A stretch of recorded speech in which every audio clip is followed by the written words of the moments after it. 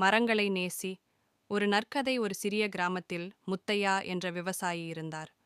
அவர் இயற்கையை மிகவும் நேசித்தார். அவரது வீட்டின் பின்புறம் பெரிய தோட்டம் ஒன்று இருந்தது.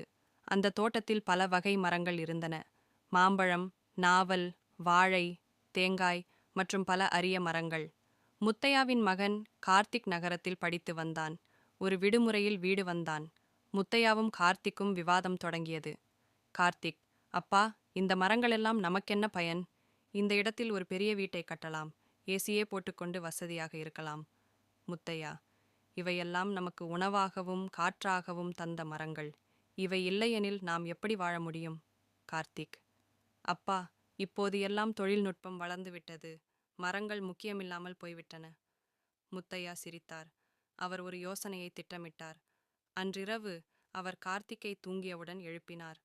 முத்தையா: வா கார்த்தி, ஒரு சிறிய பயணம் போகலாம். அவர் கார்த்திகை கொண்டு அருகிலுள்ள ஒரு நகரத்துக்கு புறப்பட்டார். அந்த நகரம் தொழில்நுட்பமாக வளர்ந்திருந்தது. ஆனால் மரங்கள் இல்லை. காற்று சூடாகவும் தூசியாகவும் இருந்தது. மக்கள் முகமூடி அணிந்து நடந்து கொண்டிருந்தனர். முத்தையா: இதோ பார்க்கிறாயா? இங்கே மரம் இல்லை. காற்று சுத்தமாக இல்லை. மக்கள் உயிர் வாழ சிரமப்படுகிறார்கள். அன்று மாலை மீண்டும் வீட்டுக்கு திரும்பினார்கள். கார்த்திக் சிந்தனையில் மூழ்கினான். தோட்டத்தை கவனமாக பார்த்தான். பறவைகள் கீதம் பாடிக்கொண்டிருந்தன. மரங்கள் காற்றில் ஆடிக்கொண்டிருந்தன. கார்த்திக்: அப்பா, நான் தவறாக நினைத்தேன். இந்த மரங்களின் மதிப்பை இப்போது உணர்கிறேன். நாம் இவை இல்லாமல் வாழ முடியாது. இது என் வீட்டும் மரங்களும் என் குடும்பமும். அந்த நாள் முதல் கார்த்திக் மரங்களை பேணுவதிலும் ஊரவர்களுக்கும் மரம் வளர்ப்பின் முக்கியத்துவத்தை புகட்டுவதிலும் ஆர்வமுடன் ஈடுபட்டார். பாடம்: நாம் இயற்கையை மதிக்க வேண்டும். மரங்கள் நமக்கு உயிர் கொடுக்கும் தோழிகள்.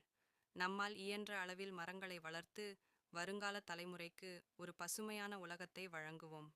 நீங்கள் இன்னும் வேறு கதைகள் அல்லது பையன்கள், பெண்கள், பழமொழி அடிப்படையிலான கதைகள் வேண்டுமா?